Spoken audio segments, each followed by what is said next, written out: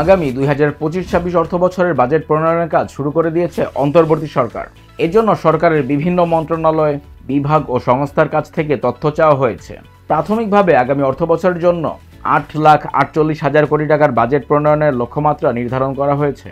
আকার কমানো হলেও আসন্ন বাজেটের ব্যাপ্তি 8 লাখ কোটি টাকার নিচে নামবে না বলে অর্থ মন্ত্রণালয় সূত্রে জানা গেছে। বিগত সরকারের আমলে গোষ্ঠীতন্ত্রের স্বার্থ রক্ষা ও রাজনৈতিক উদ্দেশ্য থেকে প্রতি বছরই আকার বাড়ানো হয়েছে বাজেটের, যদিও তা বাস্তবায়নে প্রয়োজনীয় অর্থের সংস্থান হয়নি কখনোই। ফলে বাজেটের সঙ্গে ঘাটতি ও তা পূরণে দেশি বিদেশি উৎস থেকে নেওয়া ঋণের আকারও বড় হয়েছে নিয়মিতভাবে।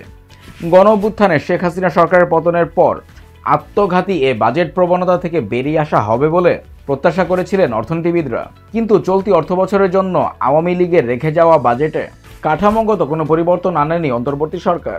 অর্থ মন্ত্রণালয়ের তথ্য অনুযায়ী এর আগে গত অর্থবছর অর্থাৎ 2023-24-এ ঘোষিত বাজেটের আকার ছিল 7,61,785 কোটি টাকার। এর মধ্যে শেষ পর্যন্ত বাস্তবায়ন হয়েছে 6,02,256 কোটি টাকা।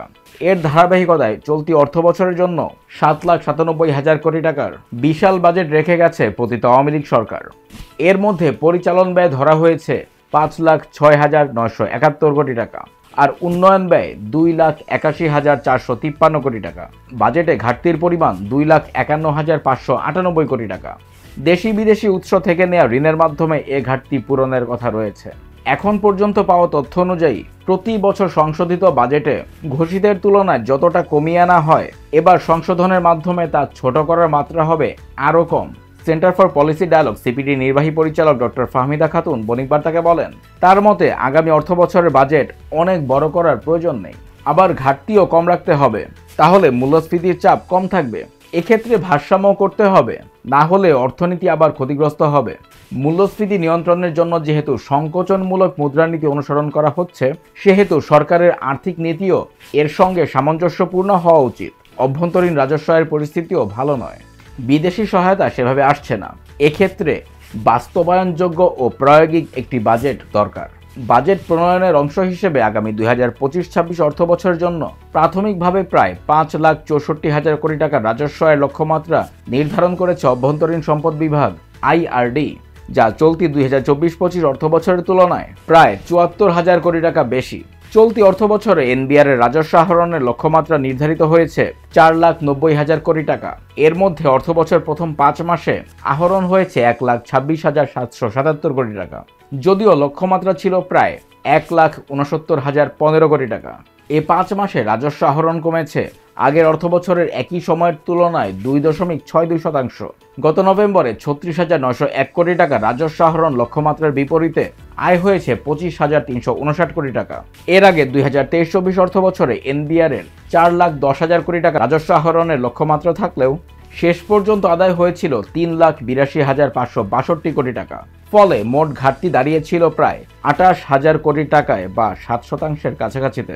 রাজস্ব আহরণের প্রস্তাবিত লক্ষ্যমাত্রাটি চূড়ান্ত নয় বলে জানিয়েছেন এনবিআর চেয়ারম্যান আব্দুর রহমান খান। তিনি বণিক বার্তাকে বলেন, এটি চূড়ান্ত নয়। অবশ্যই বাস্তবমুখী রাজস্ব লক্ষ্যমাত্রা নির্ধারণের জন্য আপ্রাণ চেষ্টা করা হবে। রাজস্ব আহরণ না বাড়লেও প্রতিনিয়ত বাড়ছে সরকারের ব্যয়, এতে বাড়ছে সরকারের ঋণ নির্ভরতাও। বর্তমানে সরকারের রাজস্ব আয়ের সিংহভাগই চলে যাচ্ছে ঋণ ও ঋণের সুদ পরিশোধে। অর্থ মন্ত্রণালয়ের প্রক্ষেপণ অনুসারে চলতি অর্থবছরে সরকারকে সবচেয়ে বেশি ঋণ পরিশোধ করতে হবে। এমনকি চলতি অর্থবছর শেষে সরকারের ঋণের আসল ও সুদ পরিশোধের পরিমাণ রাজস্ব আয়কেও ছাড়িয়ে যেতে পারে। বাংলাদেশ ব্যাংকের সাবেক প্রধান অর্থনীতিবিদ এবং institute for inclusive finance and development INM এর নির্বাহী পরিচালক ডক্টর মুস্তাফা কে মুজেরি বণিক বার্তাকে বলেন, এত বড় একটি গণঅভ্যুত্থানের পর অর্থনীতিতে যে পরিবর্তন আসা উচিত ছিল, তার কোনো লক্ষণ এখন পর্যন্ত দেখা যাচ্ছে না। আগের মতোই গতানুগতিক ধারায় চলছে।